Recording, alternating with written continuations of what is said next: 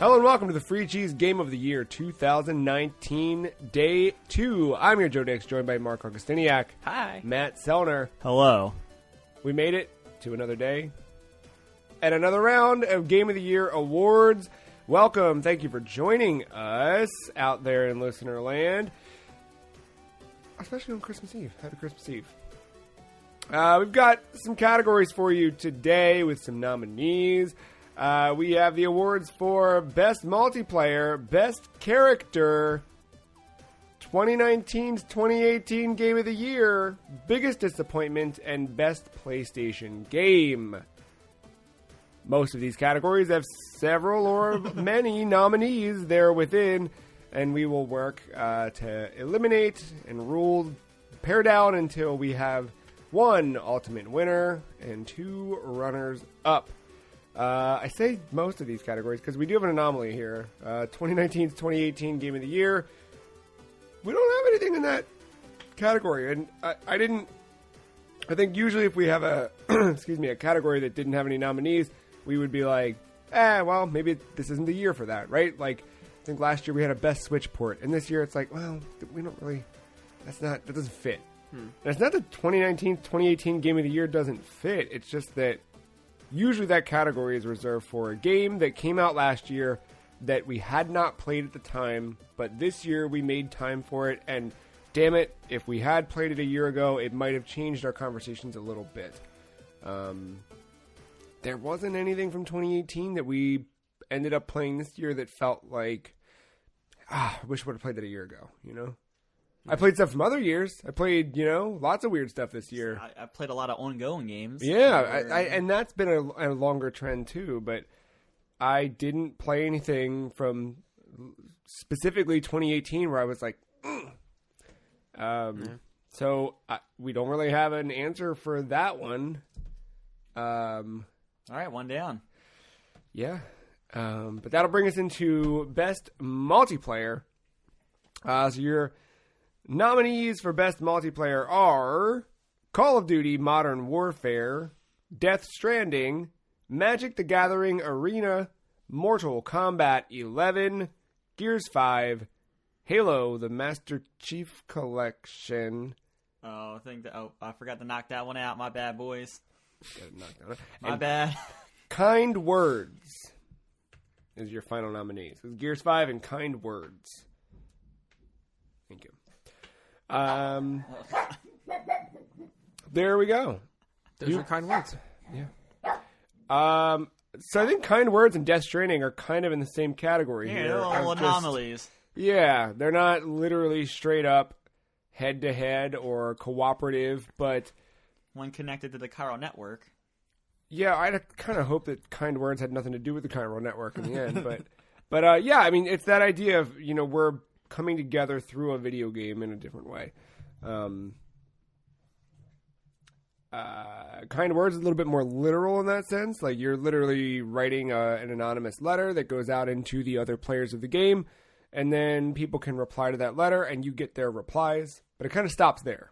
Which, not unlike Death Stranding, someone makes something that goes into your game, you like it, and it kind of stops there. You can't, reach out to that person. I guess you could reach out on There PSN. is a little bit of, you can request supplies from, other Specific porters. people? You can kind of put out hey, I kind of need this, and then a porter could make that delivery for you. And then the other thing is some of the bigger structures in the game require a lot of materials that you may not you could do it, but it's a lot of effort. But depending on what other games it pops up in, other people can feed into that. So those big long bridges that you see. Most of those come from multiple people come together, or those highways you see as well. That takes a lot of effort from a few different parties. So, but there's no in Kind Words. If I write a letter and you respond to it anonymously, I can't write back to you and be like, "Oh, thank you so much for whatever." ASL. Yeah, you can't do that. It's kind of a out, back, and done. Mm-hmm. So it seems similar with Death Stranding. There's not an ongoing back and forth with the same person. It's just the people. Thanks, guys. You can see names though in Death Stranding. Yeah, this and is then kind there's of a like system too. You can keep tapping the touchpad. send out those likes. Yeah, weird. Yeah, it's all. But kind words, it just kind of abbreviates. Like if I wrote Joe, it would just be -J or -J. Well, there's those. Call of Duty Modern Warfare. That was the first game in the series, end of that kind of not high caliber, but peak. Just the AAA big budget, very high profile game that received not only great multiplayer, but great crossplay across PS4, Xbox One, and PC. And did it really well, at least from that perspective, the crossplay perspective. I mean, I can only speak to the beta, but even in the beta, it was like impressive as shit. No, it's still holds strong today. I checked into it recently here a little bit, but man, it's like nice to have it back. And it's not just like. It is Call of Duty multiplayer, and you probably have seen it time and time again, but it's something about the engine work they did. It feels different enough, where it still feels like a Call of Duty game, but there's this weird weight to this that I haven't seen in a Call of Duty game for a bit.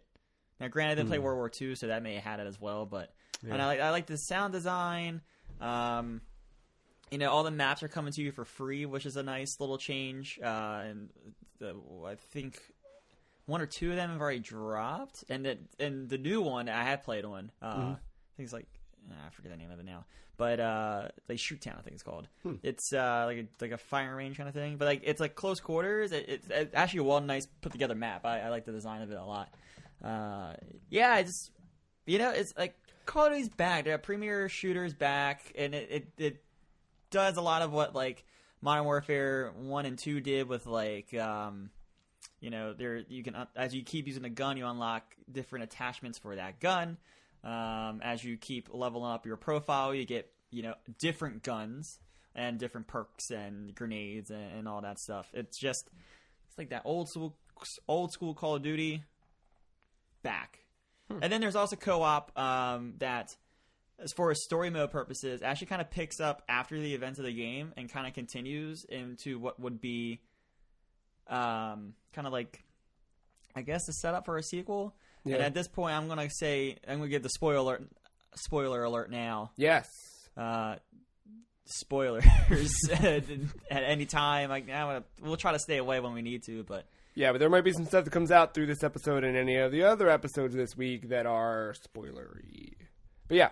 So with that being said, like this seemed to be a prequel / reboot to the series, right? With the end of the game kind of making the Task Force 141 again, and like I think the co-op sets that up in motion even more for the next game, and deals with an enemy character that's been in the other games before. Speaking, I don't fucking know.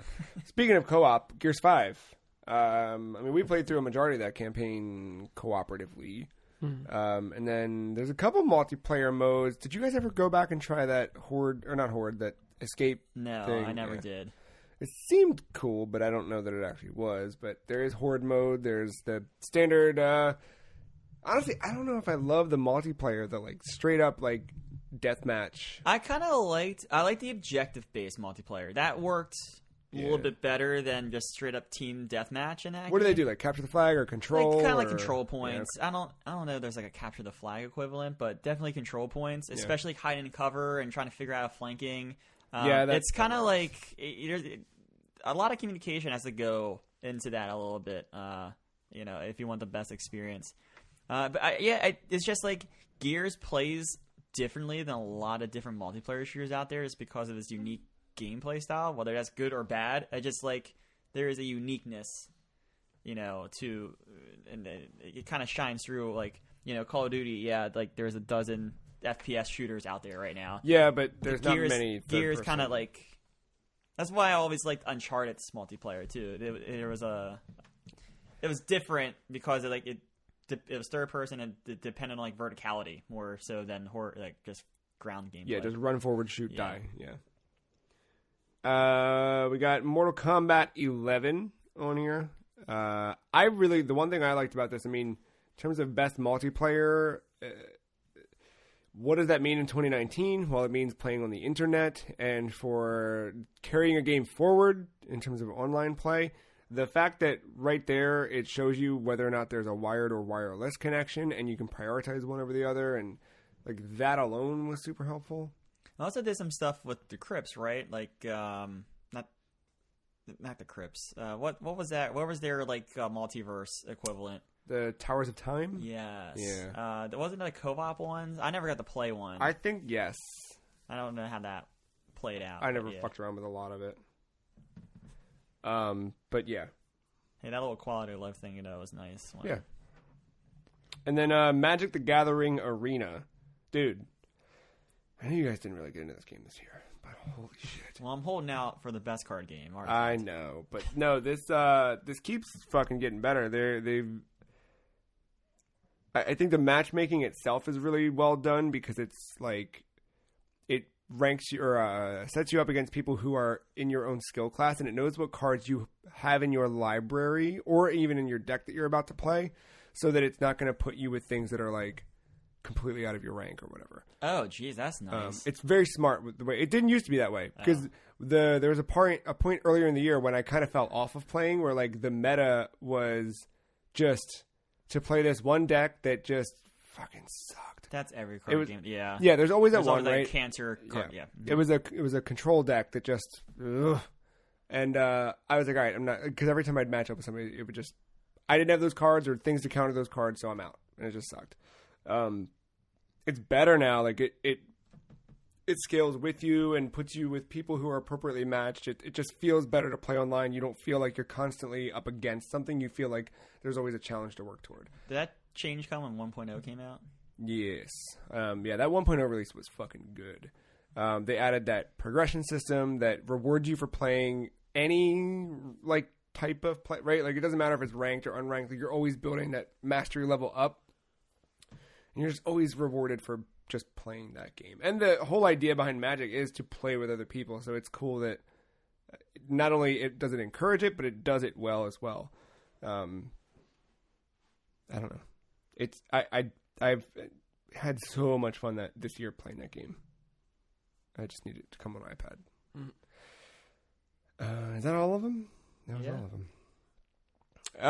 What's the first to drop? I think we dropped Death Stranding. I like the idea of its multiplayer, like casual, kind of like, things are just kind of happening, kind of Journey style, but not exactly. There's like just some strangers helping you along. Not like in this game, not physically next to you walking along, but just like providing materials to something or giving you a request or something like that. You can make the game more convenient.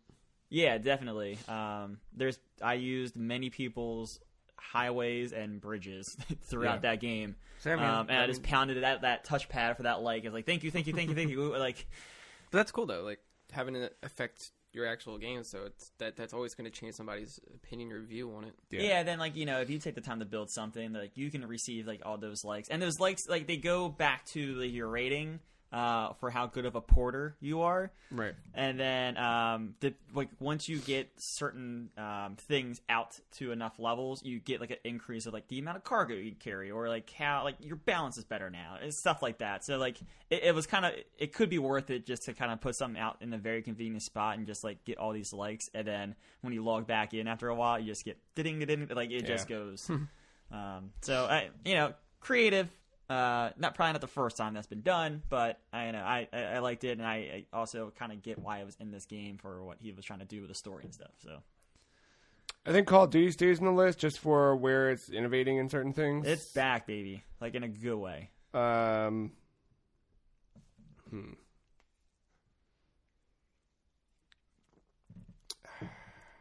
like, does Mortal Kombat 11 do anything different besides the wired wireless thing? Besides, like, then there's that. Injustice 2.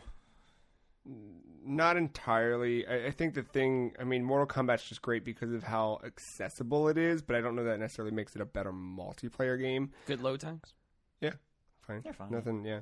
I think that the one thing with Mortal Kombat 11 that's neat is because it is more accessible this time around, I feel like people who may have felt overwhelmed previously might not feel that way, and they might feel a little more okay jumping into the deep end a little bit sooner. But I don't know that I'm gonna cut it. All right. This is where Gears falls off. Yep. Wait, why? Explain to me kind words, because I don't know what this is. Why is it? It's nominated. It's on Steam, $4.99. The whole game is multiplayer. Like it's like you are given. I don't know how many characters, but you write something, and you send off a little digital paper airplane, and then it flies into somebody's room, who also is playing the game, and they read it and can respond to it. And it's people saying like, it could be anything from like, I have a big job interview tomorrow, and I'm nervous, and I don't know how to deal with it, and just getting that positive encouragement back, or someone saying like, I just found out that my best friend's addicted to drugs, and I don't know how to handle this. And then being able to reply to that and help people through something. And I've already asked Joe about this, but there are like systems in place to prevent assholes like me from giving terrible life advice. Right. There's like a grievance thing and whatever, but this one, it just like, it immediately like, I don't know. It just felt good. It was like, imagine if you could go to Twitter and everybody was nice to each other and there wasn't fire and burning. It's just nice. The music's very settling and whatever, but like this game doesn't exist without other people. Like the whole crux of it is playing with others and bringing people together in that way. And I think it's like unique too. Like I There's don't nothing know. like and it transcended it. Like honestly, like in the last few months since I first played it, like I've taken on different things creatively outside of it, just because I was like throwing out things like things I was thinking and feeling, and what I got back, I was like, oh cool, that's really good advice. I'm gonna take that. You know what I mean? And like. Now I feel different about those things that I wasn't feeling so great about before and whatever. And I also felt good about being able to like give what I thought was good advice to people. And it was a special little experience that, again, I think is completely dependent on other people, other players. Okay. No, I didn't know if there was more to it than. No, it's really just sending kind words. That sounds to like one a lot. Yeah. I mean, I could see Gears or Magic dropping off at this point, because Magic, I mean, I don't know. I feel like for me, I loved Magic this year, and this was the first year I tried to play Magic many times. When I used to work in a comic shop, I'd occasionally buy a booster pack or a starter deck and be like, this is it, I'm going to fucking do it. And then I just never did it, because it was like a big barrier to cross. Like you've got people who play Friday Night Magic and it's overwhelming and it's whatever. And it's like, I don't think I'm going to fit in with that crowd or whatever. And then anytime I try to take steps into that direction, like, when I played with my friend Akko, like Akko was super into it. So he did a good job of explaining things along the way, but I still like would just get destroyed because I had random booster packs of cards that I assembled into a deck that I thought looked cool because they had skulls and vampires, and Akko had cards that worked well together. Yeah, a deck, yeah. Right, and he was, he'd explain to me like, okay, well, I'm doing this because this, and blah, blah, blah. And I think the thing that Magic does is a lot of the weird rules out of the 237-page rule book are kind of illustrated to you as you're playing. So it's not a thing you have to look up or memorize that when someone does this and then this happens, then this happens. It's like the game's already doing that, so you're kind of learning how Magic works inherently just by playing it. And I felt like that it brought down so many barriers for me as a new player to this scene that I could feel okay jumping into it. And then you couple that with the fact that it's pairing me with people who are equally leveled or maybe a little bit above, and I can, whatever, and feel good about a win. I think it did really good in that regard. Yeah, actually, I kind of want to keep Magic on this list. Not hurt my feelings. I'm going to cut Gears, unless, Mark, you feel super strongly about it. I don't.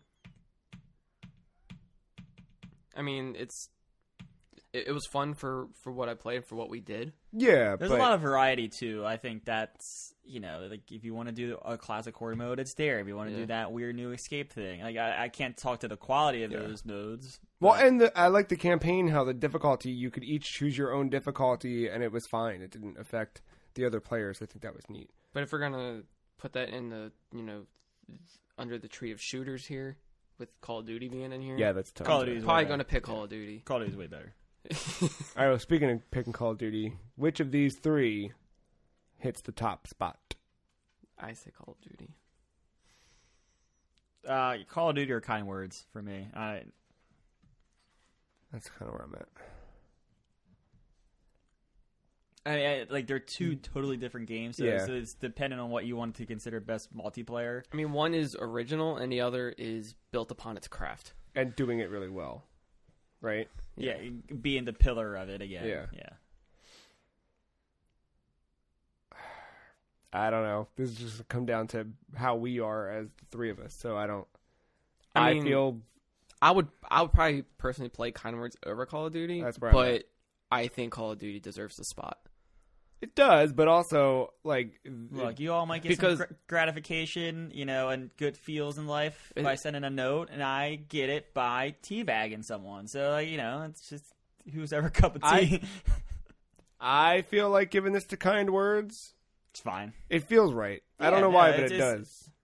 I think it was just me and you when we did that podcast, but when we were talking about it, it just seemed like whenever you play, you just leave happier. Yeah. I can tell you from experience, that's not what Call of Duty does every time.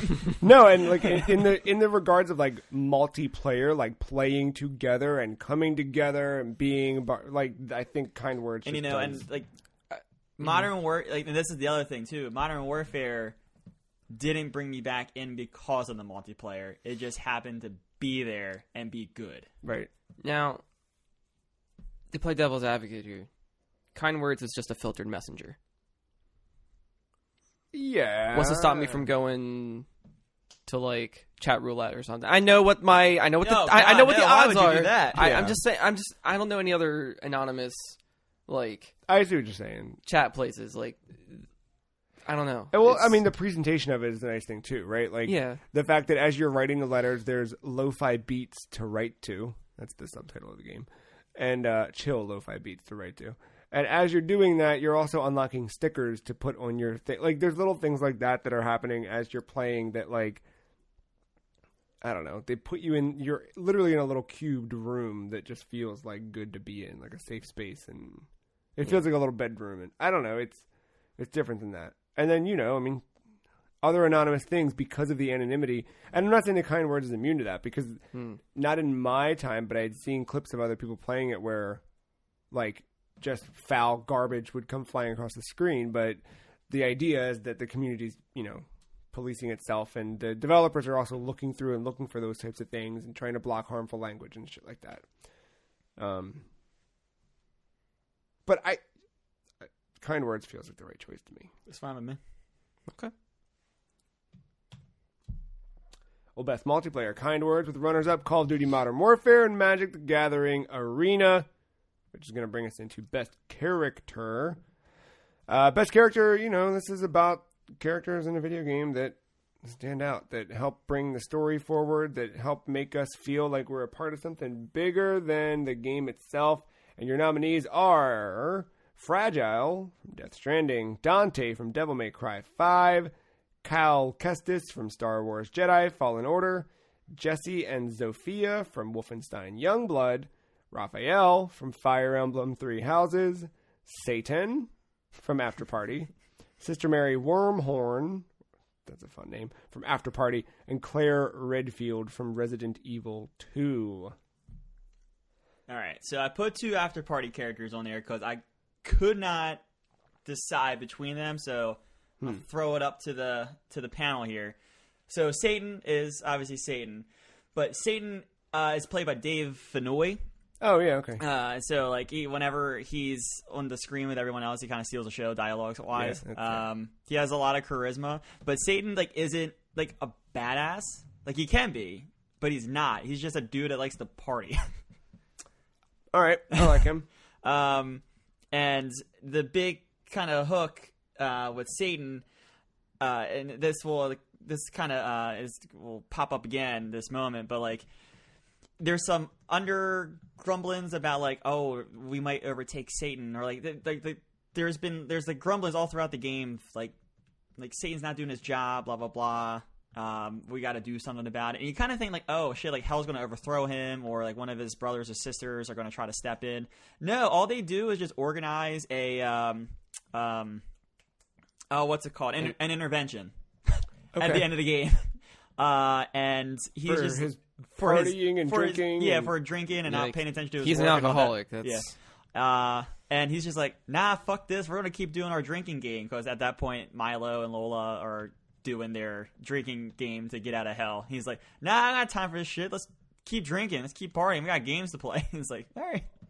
He gave me that vibe of just like, you know, like you're at a party and there's just that one person that just takes it too far. Everyone's trying to stop him, but he doesn't want to stop, even though he's like way plastered and just embarrassing to be around. That's the vibe I was getting from him at the end. He was kind of just like he was kind of a baby. Wait, Matt, you played After Party? I watched it. Oh. I mean, so yeah, I played it. No, yeah. That game was not super.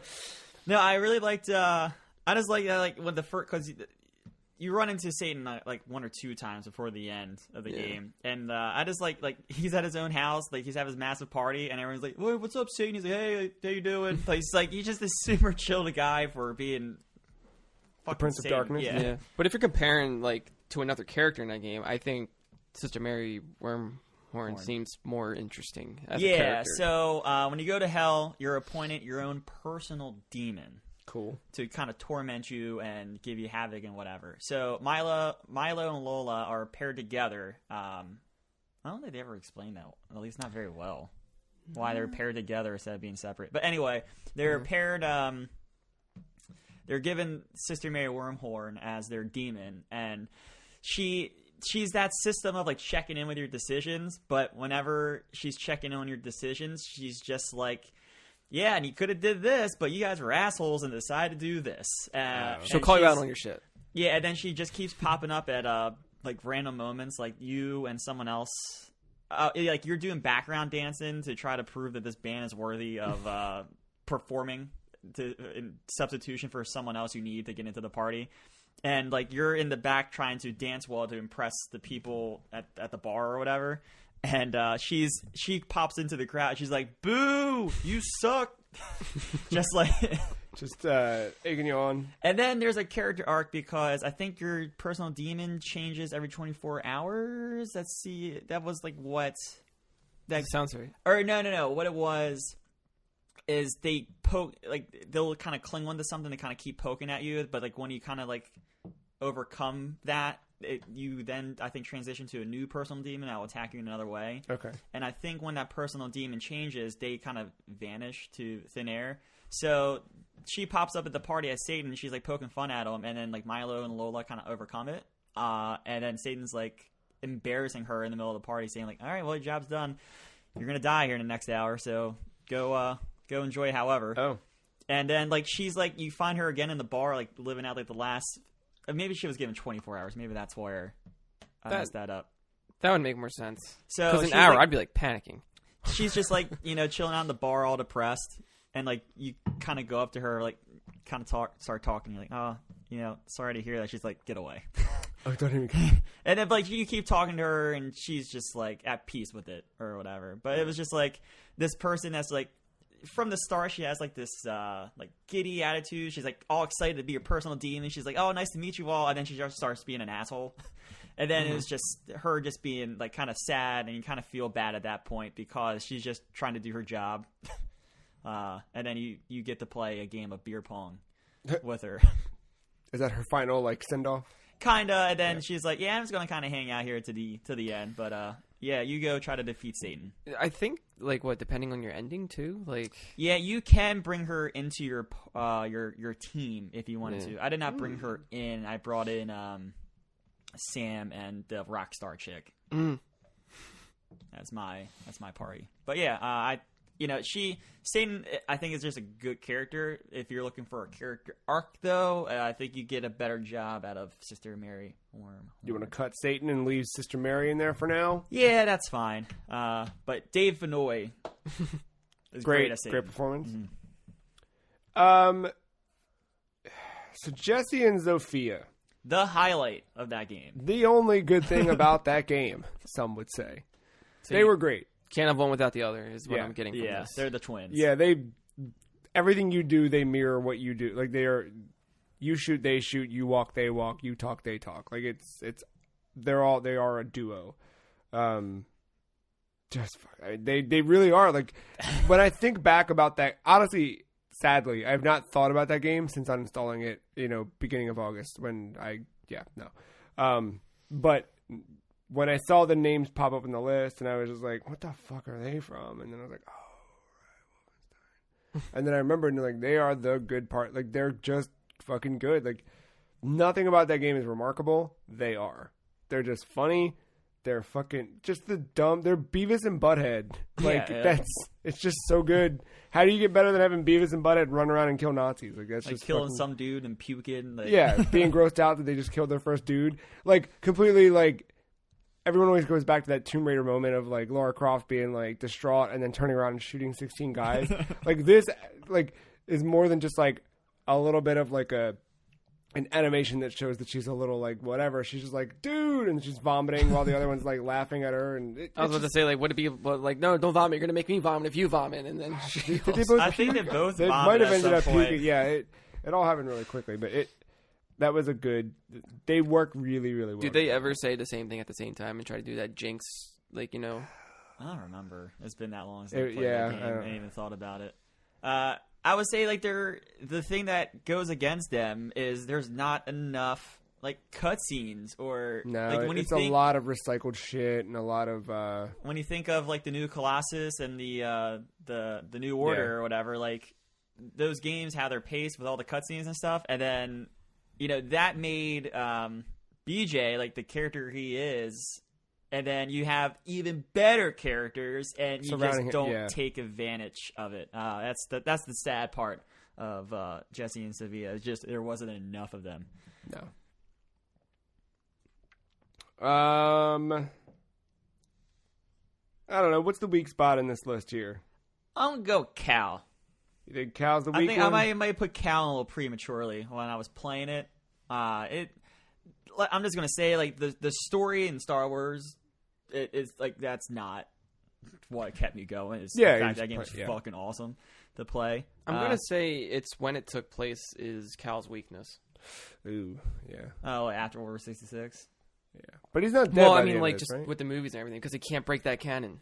Oh yeah. So I think that's if it wasn't for that, he probably could have. And it's such like a another better... like Star Wars arc of like a Jedi. Like he was sheltered. He was never really a good Padawan. He never listened. He felt responsible for the death of his master. And then he's like, he's like coming to terms with like getting over it and slowly like rebuilding his powers because he's been hiding. And I mean, it's all been done before. Yeah, it's a Star Wars. I mean, yeah, there's like no other. Trilla's a badass for a Sith, but like you hardly ever see her enough to be in best character. So I think I pulled the trigger a little early on the best character in the middle of that. But yeah, that's a cuttable one. I'm kind of having second thoughts on Claire. She's cool. I mean, she's the hero. She's I mean, it's cool that like again, like we have Leon first day at a job, blah blah, and we know after this he gets promoted to fucking bodyguard of the president. Oh yeah, right. Which he fails at. Yeah. And then I mean Claire, not even a cop, kind of did the same exact thing. Yeah. She was just there to look for her brother. And she's badass. Yeah, but she's got badass. Yeah, and then like she's got those genes though. Chris has those genes. The Redfields have those genes. She had the better dialogue in that game too. After playing both sides, like they made Leon just kind of like a little too chipper at times, in the wrong scenarios. Like when they meet each other at the gate, like they're both guilty at this part. Yeah. But like they meet at the gate after that whole fire or whatever, and they're like, "Hey, how you been? It's so good to see you. Just holding up in the apocalypse. How are you?" It's also, like, fuck, you got a gun. Shoot the lock off. You don't have to. He's not locked out. There was a little bit of logic stuff there. That's like, yeah. No, but when it came to like, for her, like looking after Sherry, and like dealing with Sherry's mom and that whole thing, kind of just being like a surrogate in a way, and at the end fighting the final boss, like she's strong in that way. She stopped like Chris was a priority at first, but that left. Yeah. As soon as Sherry came into the picture, it was all about just taking care of her and seeing her through. So that kind of gave me like similar vibes to like Telltale Walking Dead with Lee and Clementine kind of thing. I mean, not to that degree. obviously, because there's not enough time to get that bond. But I mean, sadly, I did not play a lot of this game, but I always kind of go with, like, whenever Ada is in the picture in these games, she's always the most interesting character, in my opinion. Yeah, it's just also not a lot of time with her either. Yeah, that I agree with that. Yeah, and she's only on one side of the story. Claire never really, like, sees her, right? No. Yeah. I don't think they've ever really met. And I think even as Leon, like, you see, like, Sherry maybe, like, once in passing. Yeah. All right, I'll cut Claire. Yeah, I mean, it's cool. I do like that she was able to do all just as much as Leon, if not more, depending on your story. Yeah. But, that's kind of it, though.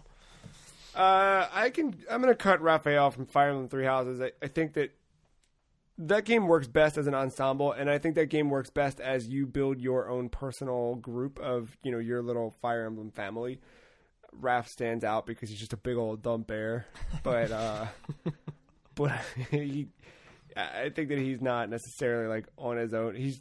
Well, I mean, who is he? Like, he's a big brother. Like, I think his family's dead, and he's taking care of his sister and his little sister. Mm-hmm. So he joins the academy so that he can get all of the books from class and send them back to her so she can study and learn and be smarter.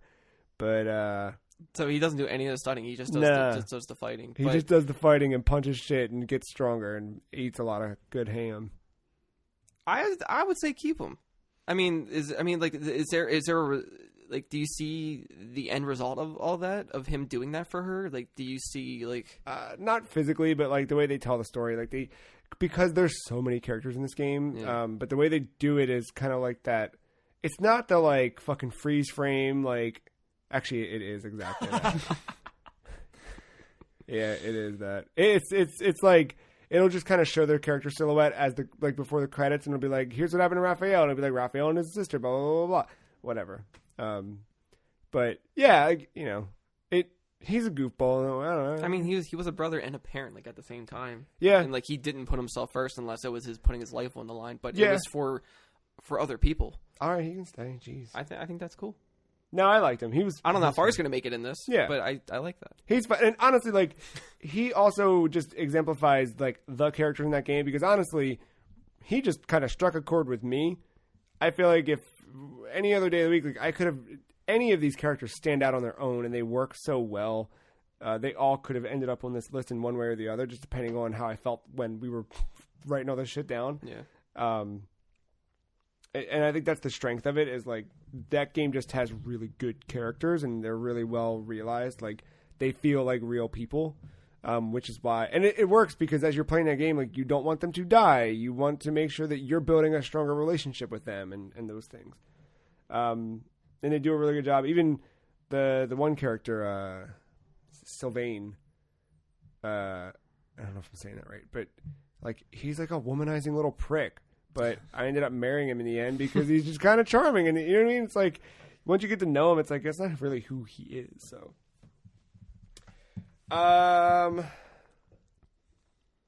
is it time to talk about Fragile? Yeah, this shouldn't be. This is not the story length. No. I'm just, like, looking through the list. Like, who else did we didn't talk about her or Dante yet? Yeah. Speaking of, like, good performances, Dave Fennoy, Leah, is it Seydoux? How do you say her? Seydoux. Yeah. Leah Seydoux, I think is how that, yeah. Well done. I'll bang it. Well done to her. No, Fragile, excuse me, is the best character in Death Stranding, because of her, probably. But, yeah, she becomes a bigger part in her chapter. I think it's chapter 3, if I remember correctly, or it might be 4. But whatever her chapter is, you're kind of like after the game opens up, that first 8 to 10 hours or so, when you're in the kind of central part, you get paired up with her. Dia Hardman tells you to pair up with her because she delivers in the area, and she'll help you get some of those preppers, those people that aren't connected to the UCA, back on the network. But, like, as you're kind of going to these people, you're kind of finding out some shit happened with her business and these 2 terrorist attacks that I mentioned yesterday. But but like she's trying to redeem herself because it wasn't her fault. So her backstory is with Higgs, who's like kind of like the central terrorist like antagonist in this game. Oh, Gold Mask. Yeah, Troy Baker. She got caught. Like they united together because of like it just made sense business wise. And she could, at the time she trusted him and whatever. But then Higgs was tempted with the power that Amelie could give him. So then that's when he fucked over Fragile. He just kind of wanted to have power. Didn't care how he got it. Yeah, and he knew about Fragile was like teleporting with the beach connection and stuff. So when he found out like she was an extinction entity, he was like, oh shit, that's where all the power is, and that's when he fucked over Fragile. So he sent out 2 nuclear bombs to like different parts of like central UCA. The one is completely destroyed. It's a giant crater in the top of the map. But the bottom part is like kind of half destroyed or kind of. That's because Fragile caught it just in time. However, when she caught it, she was also captured by Higgs. So he actually put her in an ultimatum. She could just let the city, he threw the bomb out like in the middle of Timefall. And Timefall, I didn't describe it yet, but Timefall is the weather, where if you get rained on, you will age. That's why everyone's all covered up in the rain, and it's not good to have your cargo out in the rain for too long. So he throws his bomb out in the Timefall, and pretty much tells her that you can go after that bomb, but we're going to strip you down to your underwear, so good luck with that. Or you can just let it go, and you just be forever known as the person that destroyed the city. This knot, I forget what knot it is. But she, takes the former, and she goes out there in just like her underwear and picks up this bomb running through the Timefall that's pouring, and you can see like her aging and stuff. And she successfully disposes of the bomb in a tar pit, so that way the explosion's not as bad. But yeah, I she has the best backstory. I think the best arc. And she is a good redeeming quality. That's why she's in all black, like all covered up because of all her aged skin. That's cool. And then she does get her payback with Higgs at the end. She was the one who found out the information from Higgs in his final moments about he got the power from Amelie. She could tell by the BB being like, it wasn't even like a BB, it was like a doll or something. It was weird, and it linked back to Bridget. Going back to Beth's story and how this all weird. But yeah, she found out the information and kind of relayed it to Sam to kind of be like, hey, dude, your sister's kind of dangerous. And then that's why at the before she walks off with Higgs to deal with him, when Sam kind of starts walking away with Amelie down the beach, Fragile was like, hey, you want to go? And he's like, no, I'm going to be with Amelie. And that Fragile knew what had happened with Higgs, and she was just like, you could just tell she's like just disappointed, and she can't say anything because she'll probably get killed or whatever. So she just kind of goes to deal with Higgs, and she instead of just killing him, she gave him the decision to either eternally wait on this beach for eternity, just be by herself, or do you want to die? And I think you chose death. So, but yeah, no, she has like a redemption story, and then of course she's integral to the end. However, she is the reason why you do have to walk all the way back east. She can't knocked her down a couple pegs. Yeah, but she was like the first character in that game that started like a real arc to make you start kind of caring about some of the characters and the world. Like besides just this weird world and setting and just having all these questions, that was like the first step to what led to the ultimate push to the end there. So yeah. All right, she's cool. And then there was Dante. Yeah, Dante's a badass in the beginning. Yeah. So he gets his ass kicked, but it's true. Yeah, but he doesn't die, No, he doesn't. No. Yeah. So this Dante is a more seasoned Dante at this point. Yeah, because here's the thing. Like usually, this category I would reserve for new characters, but Dante feels completely reimagined in this, so I'm cool with him on the list. Like he still has like that cool attitude that everybody likes about him. He still has that charm. Like he keeps his composure with everything. Nothing really pisses him off. Nothing really he doesn't get up, doesn't cry, he doesn't get upset. He just always has like a smirk on his face, no matter how much he's bleeding. Yeah, he doesn't care. Like he could be impaled with 1,000 swords, and he'll still get back up and say some one-liner to you. Yep. And like I love that zaniness about him. Like everything he does is for business. He's a businessman. He just kills demons for a living. That is his job. Like there's a whole scene in the game where he only took on to do these other things to keep the lights on at his place. There was an interview with Itsuno stating that the reason why there's some of these weapons that you get in the game are kind of similar to past weapons. Like for example, the Cerebus, like nunchucks that turn into like a staff, like a 3-part staff or whatever. Yeah. In Devil May Cry 3, he had nunchucks that were made out of fire and ice, but apparently that's a different Cerebus. And so the reason why he was like, well, this is a experienced Dante. Why didn't you just keep all of his arsenal from before? Like, he had a cool electric guitar scythe. He had all this other stuff before. Why didn't you just keep all that? Itsuno confirmed that he sells his weapons to keep the lights on at his place. Oh. This is why he keeps getting new ones. So there's just people out there with his weapons. I just think that's so him. I kind of want to see like a side game where you have to fight all of them. That's why you get them back. You probably have to like retrieve them or something. I don't know. I just thought that was cool. And the way he can just get new weapons is crazy. Appropriately so, I guess. Like the motorcycle.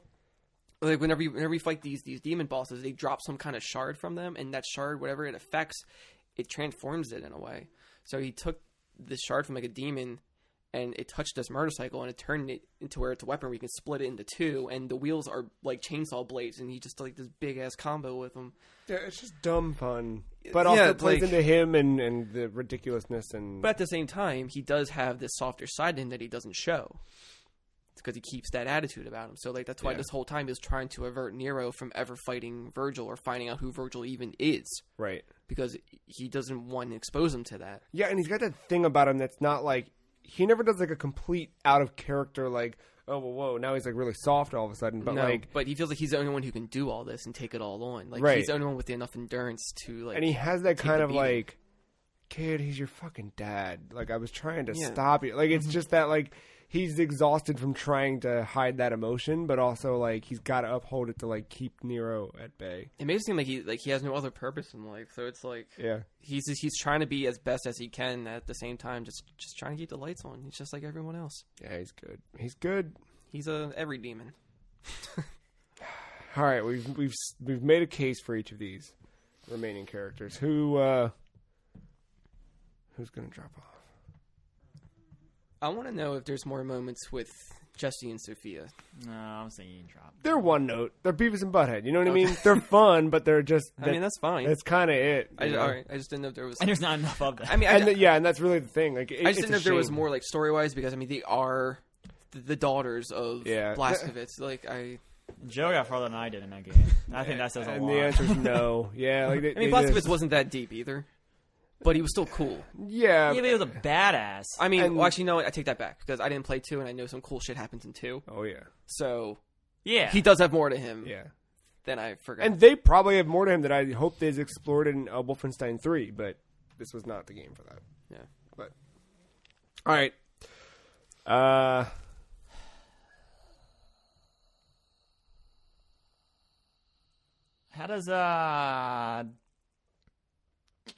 How does Dante compare to Wormhorn?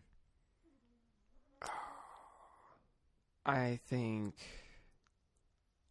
Dante's better at handling tough situations. I don't think because it seems like they both got some Satanistic one-liner quips. It sounds like, but yeah, Dante he's fucking Dante. It's Dante, I get it. I don't know. Like the thing I like about Dante is the way he carries himself. He has that attitude that really makes him like who he is. Just because you've seen the complete arcs of both those games, so yeah. I don't know. I think it's interesting to not have every character take a serious moment seriously. I mean, it's still a big deal, but they handle it in such a different way, and I think it adds a little more variety. I said, like, unless someone else wants to like stand in for Wormhorn here, like Fragile, I think she was the better character of her sister Mary, but you feel better about Sister Mary or Raphael? I feel Raphael is a selfless person, and I love that. Sister Mary feels a little more complex in terms of character. Saying like Raph's one note. I mean, it's just that one thing. I mean, unless there's more that he does in the game than just he likes to eat. That's 2 notes. He likes to eat and he likes to punch. And they don't say it, but I'm sure he likes to fuck. So 3 notes. Yeah. I'm just saying. He's Magnus with words. You know what I'm saying? Playing your audience. You're not disappointing me if we cut Wormhorn here. You're really not. To me, it seemed like there was more sides to Wormhorn that was exposed throughout the game. Like, it seems like she was put in different situations. A lot of the time. It wasn't until like the very beginning when she's like just giddy and just excited to meet Milo and Lola. I was like, can't wait to work with you all. And then like she turns into like not like a complete asshole where you hate the character, but it's like she's just a dick. She's just doing her job, and she's like poking at Milo and Lola, and kind of at you because you're the one making the decisions ultimately. Right. And then and then at the end you kind of do feel bad for her. But, you get that one last game of beer pong in. And you do need to explore that with Raph, with, like, seeing him talk, because that's one of the great things about Fire Emblem, is not just how your main character, like, Avatar, Byleth, will interact with these characters, your students, but how you get to, like, look at the relationships of your students building together, and you get to watch dialogue play out. Or if you invite your students to come sing with you in the choir or cook with you in the kitchen or like different activities you can invite them to do, they interact with one another and with you in different ways. So you do get a lot of depth of Raph. You're right. I mean, that is a longer game, so you are spending more time with that. And I'm sure had I played it, I would probably pick up on those details. There's a lot. You got to play that game, man. It's got so much Markisms. All right, I killed Wormhorn. All right. Who's our best character? We got Fragile, Dante, and Raphael. I'm going to give it to Fragile. Fragile's my vote. I mean, like, I do like Dante, but that level of depth you don't get often with something like Fragile. Yeah.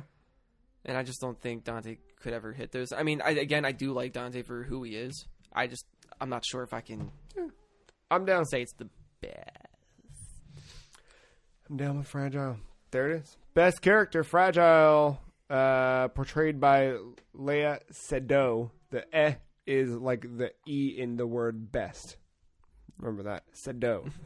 I'm sorry, Seydoux. It was B-U. Léa Seydoux. Seydoux. She is French, right? Seydoux. Seems French. No, she's from South Carolina.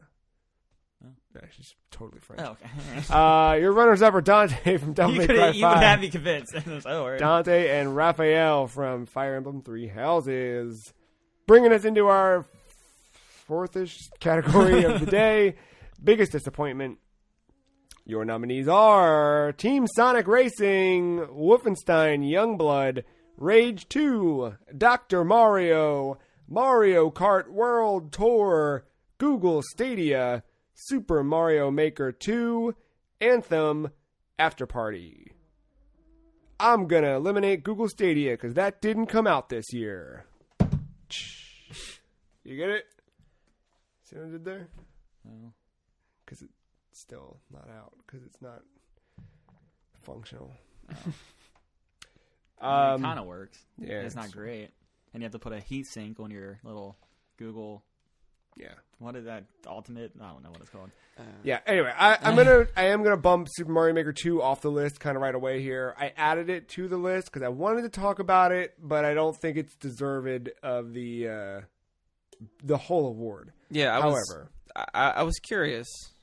Super Mario Maker 2 is a fantastic video game. It's a fantastic Mario game. I love playing that game.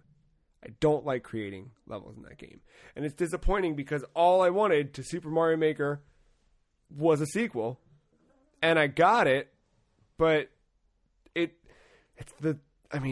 there's not a lot that the Switch doesn't have over the Wii U, but something about being able to play test your level in the palm of your hand and then look up at the screen to play it just with ease, like in an instant. It felt like practicing coding and then hitting run and then looking at your second monitor to be like, all right, did it work? Did it build? Did something happen? Right? Like, it's that kind of shit. And like, when you don't have that, to be able to like look down and fill out a thing and then like, okay, let me try it and look at the big screen and see it up. Like, you can do that, but it means you physically getting up and walking across the room and putting your style. Oh shit, where did I put the stylus? Like, it's just a clunky mess of a thing that doesn't ever feel as good as the original did.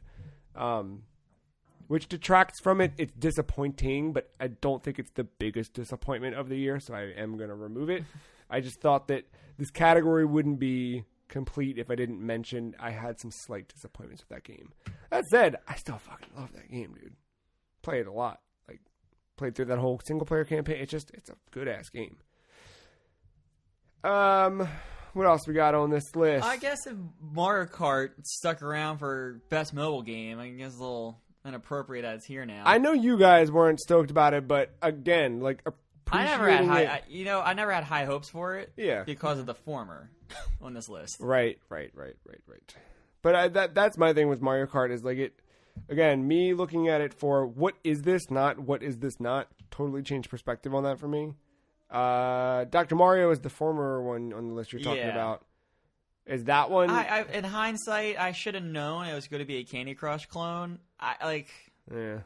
Is it still disappointing? Yeah, but I play the fuck out of it. So take it off the list? Yeah. Mark, you feel good about that? Yeah, that's fine. I mean, like, again, like, Nintendo mobile games won't be, like, a big disappointment to me. Because you know. I just know what they are. Yeah.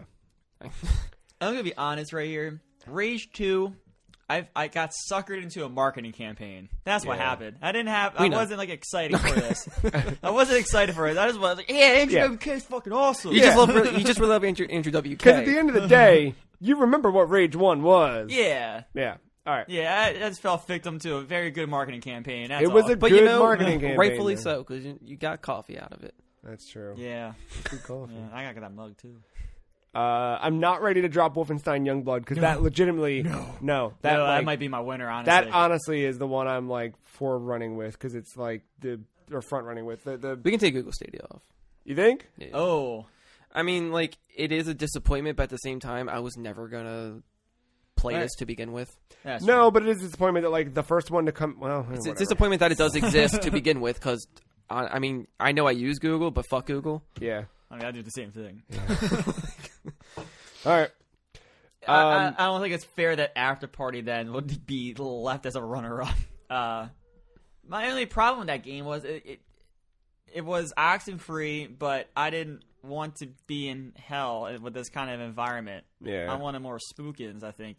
Yeah, it definitely wasn't that. Those vibes. Well, and they didn't make it spookins hell. No, they made it cool hell. And that's fine. It's just like when you compare it to Oxenfree, like I thought that was much more intriguing, like personally for me. And then like mechanically, the drink thing didn't do much. Yeah. Not that I noticed, and not that I went back and read and it just kind of fell short of its features. Yeah, it was like the same game, kind of like. Yeah, and I just rather play Oxenfree again. Anthem. How do we feel about that one? I was all aboard, right? Back in January. Yeah. Yeah, it's just sad to see it go in a direction that it's been. I'm hoping it's got that Destiny thing, right? Where they can make the comeback. That's going to be tough. I say just pull the plug. Or better yet, but I'm hoping it has not the Destiny thing, but the Final Fantasy 14 thing, right? Look at where 14 is now. Like, I played more 14 this year, not far along enough at all to get up to Shadowbringers that I wanted to for this year, but at least Final Fantasy has the brand recognition. That's true, but BioWare's got the name, right? And that was the thing, is like Andromeda was such what Andromeda was, that this was like all right, well, that was your B team. Yeah, here's exactly. your fucking A team making a game that has fucking Iron Man suits flying. This is going to be badass. And then just... Badass. To be fair, from the little that I did play of this, that beta or demo thing they had going on, even though it was very limited, and, you know, definitely needed improvements, I still had a decent time with it. Like, it's still playable. Well, and that's what I think, right? It just lacked a lot of things that you assume just should be, like, staple in games like that. That's where I think it could use a Realm Reborn treatment. And I hope that it does get that, but for it to be like, all right, this is going to save BioWare, right? That definitely didn't happen. If anything, it just kind of made you question, like, does that studio matter anymore? Like, what does... Yeah, like, are they relevant? Yeah, it's not an automatic buy from a BioWare game anymore. Yeah, now it's a wait and see, you know? I mean, they can say the words Mass Effect again, and it's not going to have much effect on me anymore. Team Sonic Racing... I sense this one being the winner. Because you guys didn't really care one way or the other about this one, but... No, I mean, like... if I'm to assume where you're going with this... Oh, you know where I'm going. I share that sentiment. Yeah. Like, it's not just... Because I know that I'm going to contradict myself a little bit here, because I talk about how looking at Mario Kart World Tour for what it is rather than is not. But, like, for years, the fucking team... Or, I'm sorry, who are they? Sumo Digital, right? The developers behind this. I've been waiting for a follow-up to Sonic and All-Stars Racing Transformed. Even I would have accepted just that game brought up to 4K and put out on modern consoles. I would have been fine with that. And it was because that game took the formula of the Sonic Racing and bumped it up to be a celebration of all things Sega. Like, that game truly... What you got to fucking play is your boy, Shenmue. Yeah, Shenmue. Driving a fucking... forklift? Well, the arcade cabinet. The arcade cabinet. You get to unlock a Dreamcast controller as a playable... like Danica Patrick, Sega All-Star. But so much of that. And honestly, I truly think and believe that is the best kart racing game that is ever. Like Sega's Smash Brother equivalent. Yes. But through kart racing. Yes. And, like, that's the thing. Like, we talked, you know, like, earlier this month about... Sega Saturn's library and me exploring that, and there's so much that I was like, wait, what? I know this song already because of Sonic and All-Stars Racing Transformed. Like, it had so much Sega love. I remember the first time... Skies of Arcadia. Yeah, and, like, that's the thing is, like, as you're playing through, you see some of these things. And I remember the first time I got to the Golden Axe level, I didn't know that there was a Golden Axe level in it. When it started off, and you hear the, like, music kick off, and it starts, you're like, what? This is, like, it would just melted me as a Sega fan. So then Team Sonic Racing gets announced, and it's like, oh, you guys are just doing Sonic? Okay, all right, well, I can be on board with that. And it's just like, when I finally came to terms with what it wasn't, right? Because it's like, all right, it's cool. They're doing a weird, like, Overwatch thing or something where you're working together to get through the race and slingshotting your teammates and the way you can hand off items. But, like, the more I go back to that game, the less I want to play it. Like, I try it every couple weeks. I'm just like, maybe it'll click now. And it just doesn't fucking It's click. like almost unplayable split screen. Oh, yeah, that's a mess. I mean, this is playing on Switch, so I don't know. Like, I don't think it's much different. No, I doubt it. But it just, I don't know, man. It just, like, fell from the fucking heavens, right? Like, it was there. Like, I still play on Steam, on Xbox, through backwards compatibility, say Sonic and All-Stars. And I implore you, if you're listening to this right now and you've never played that, just buy it. I don't care how much it is. Buy it and play it. It costs you your mortgage. Fuck it. It's funny because how the feeling or like the taste that it leaves in our mouth or your mouth, like with Team Sonic Racing, that's kind of how I feel about Sonic Generations. That sucks. I mean, Sonic Generations it was fine, but and yeah, like it's still a playable game in the end. Yeah, you know? Like, but like there's just some things about it that I just can't shake off. No, yeah, you can't ignore it. No, it's get a load of this. Yeah, I don't love this game, and it sucks because I was so excited for this game. Even because I got over the fact they weren't doing Sega stuff. It was disappointing, but I was like, you know what? They made a goddamn good racing game, and I think this game has a lot of good ideas, but it just ultimately I like the team racing aspect in this. It's so cool. There's some stuff there. But like the cart customization they do in this doesn't mean anything. There's these arbitrary unlocks that just feel like, well, we need to do something to make it feel like there's a sense of progression when there's not. Like you're getting car pieces that don't do it. It was not. And I guess this is all part of that, like, I don't know if zeitgeist is the right term, but it seemed like Sonic was kind of starting to go in a good direction, at least post-Mania. Yes, I agree. I mean, at least even outside of games, like, they have this beautiful animations to tie along with these. Yeah. Like, even Team Sonic Racing has that little short. Like, it's cool. It was doing a lot, and then it's just like, all right, I don't know. It seems like a big step back. Yeah. Did we talk about how disappointing Wolfenstein Youngblood God, was? that fucking game. Here's the thing. I keep going back to Team Sonic Racing, looking for it. And I don't hate playing it, kind of. Like, the race to race is fine.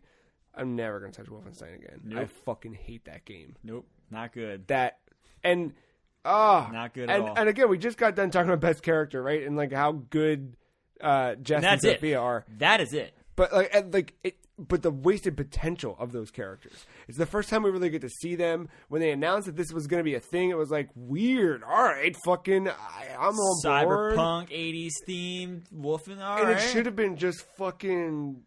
Beavis and Butthead and fucking and Rockstars. Yeah, it should have been a goddamn energy drink. You know what I mean? Yeah. But this game was like sad water. Like, it was just... Like, what do you do? I mean, I'll like water, drink up, you know what I'm saying? But like, we're talking about like mud water to get to drink. Like, Yeah. Sucks. It sucks. Yeah. it didn't feel good to play. The co-op. And to cap it all off, when you're playing by yourself, you can't fucking pause the game. Oh shit, that's right. Yeah, I think it patched it at this point, to be fair. But you're right. At launch, when I playing cared. Yeah. No, and it's not just that, because, right, like, you can look at Anthem, and yeah, technically you can't pause that one either, I'm assuming, right? But yeah, I don't think you can. And Destiny, you can, whatever. But, like, it's the way they design, like, their pickups. Like, you keep getting all these pieces of intel and all that, like the other Wolfenstein games did, and that's cool. Yeah. But I can't fucking pause. I can't pause to read it and learn about what you want me to do. And then I'm getting all these upgrades for Jesse and Sevilla, and I can't upgrade because I'm getting shot at. And, like, I have to, like, duck into a corner and, like, hope no one finds me. And then the mission structure sucks. The checkpoint system sucks. Yeah, that checkpoint system does suck. Open world, it's like not fun. Yeah. It sucks. Fuck this game. I think I know the winner. Fuck this game. Wolfenstein Youngblood. And then like we went in with like high ass expectations after Wolf 2, and that's the problem. And that's the problem. I think that did it, but I think also like at the beginning of this year, if you asked me to sit down and say like, dude, fucking end of December, what's your guys' game of the year? Like Wolfenstein Youngblood at this time a year ago, I would have been like, it's probably at least in our top 10, right? And like here we are saying, fuck this game. Fuck this game. God damn it. It sucked. He got farther than me in it. And I love Wolfenstein. Yeah. I got basically to the end and just no. Wolf. All right, yeah, Wolfen, right. And just such a shit in the face of what that franchise has become too, because it kind of like meandered for a few years as like Raven had it and some teams tried to find it, and then when this new fucking story, this newer Wolfenstein started with Machine Head, right? Yeah, I think just his era of like Bethesda just hasn't been good. But it was good. That's the crazy thing. Like the first two Wolfensteins, fucking great. But like you have Rage 2, and then you have Fallout 76. Oh, you mean this era? Yeah, the track record right now, just a lot of misses in a row. Yeah. Ugh. Anyway, your biggest disappointment of the year. Wolfenstein Youngblood, don't play that fucking game. Team Sonic Racing, you can probably play that fucking game. Anthem, definitely don't play that fucking game unless they do like Stay a Realm tuned on that Reborn one. thing. Yeah, but you know, that's still sad. It's EA, so Whatever. it's probably not going to be a face. Fuck. Let's talk about your best PlayStation game. Your nominees for best PlayStation game 2019 are Death Stranding, Judgment, and Observation. I should note Where's Days Gone? I should note while you two ponder these, This is the first year that we're doing console. Yeah, console exclusives, which Mark suggested, and I like it a lot because it gives us a moment to just kind of stop and look at that console, look at that thing as an entity and what it is and represents, and the things that you can only play there, and like what does it mean to play on PlayStation. And this year, apparently, it means you kind of can. I mean, I guess yesterday we learned that Xbox was the weird one, which the strange thing about Xbox is I spent probably the most time on my Xbox this year out of any of the, maybe Switch, but it's just games this year is right. The tough part. Right. It was I spent a lot of time with Game Pass, right, and that ecosystem versus this side. So, wait, if you feel like you didn't play enough of Days Gone, then I definitely did not play enough of Judgment. Like, yeah. I mean, I still know what that game is. Yeah. If you don't feel like that should even be on the list, then that doesn't have to be there. You guys played Observation. How do you feel about Observation being on the list? I did not play on PlayStation, but I liked that game until the end. All right. Did we just give this to Death Stranding and kill the runners up? That seems to be the most logical answer. I mean, I can't remember if I played Observation in VR or not. Did it have VR? I don't think it did. No. I think it was just either PS4 or PC. That's why. Right. It was an interesting game. Yeah, good idea. It's just the ending. I hated navigating in space as a pod, trying to find a little bit better on mouse and keyboard. Oh yeah, definitely. I got lost for like a good hour. Oh yeah, that sucked. That part sucked. I thought you were just talking about control wise. Yeah, no, that wasn't good. No. Cool idea though. I'm gonna mark it down. Death Stranding, best PlayStation game. Sure. Wait. What about Sekiro? That was that on everything. console like exclusive though? Yeah, no, that was on everything. Oh, was it on everything? Yeah. Shit, never mind. Actually, Sorry. it was shown at Xbox E3. Well. Yep. Yeah, no, trust me, I would go to Sekiro over Death Stranding, but yeah. By default, that seems like the weirdest. But all right, sure. So do we gears. I mean, all right. Let's be real. Hypothetically, if I played Days Gone. No, yeah, I know. That's where I was going at. Can we just give it to Medieval Remastered because it looks cooler? Did you play it? No. Then no. All right, Death Stranding wins. Yeah. Stay tuned for tomorrow. Nintendo's gonna we'll have a good talk about it. Yeah, finally something. Yeah. But I like that we were having this conversation, and also, like maybe get your shit together. Stop delaying your games until February and then until May, and then also where the fuck is Ghost of Tsushima? God damn it. Yeah, like the only argument I could have given for Judgment is that like I just know what that game is. Hey, we may know something by now. Legacy. Yeah, we breaking kayfabe there. How you doing, man? I don't know. I've been careful. Anyway, there's your Game of the Year 2019 Day 2 awards. To recap, Best Multiplayer went to Kind Words, with runners-up Call of Duty Modern Warfare and Magic the Gathering Arena. Your best character is Fragile from Death Stranding, with runners-up Dante from Devil May Cry 5 and Raphael from Fire Emblem Three Houses. We did not pick a winner for 2018 Game of the Year because we didn't play anything specifically in this year that we did not play last year for once. Your biggest disappointment, I don't even fucking... Wolfenstein Youngblood with runners-up Team Sonic Racing and Anthem, and your best PlayStation game for 2019. Wait, did something on the Vita come out? Dude. They declared that thing fucking... They shot it. Jim Ryan dragged one into a field and shot it 6 times. Boom. Death Stranding. And that's going to do it for Day 2 of our awards. But come back tomorrow as you're unwrapping your Christmas presents or just hanging out on a Wednesday. I don't know, whatever you're doing tomorrow. We'll be going through Day 3 of our deliberations with some more categories, including the debut of a brand new category, Best Gameplay. That's it. Thank you, Mark. Thank you, Matt. Thank you, listener, for listening. Congratulations to all of our winners. And losers in this case. And losers. Bye.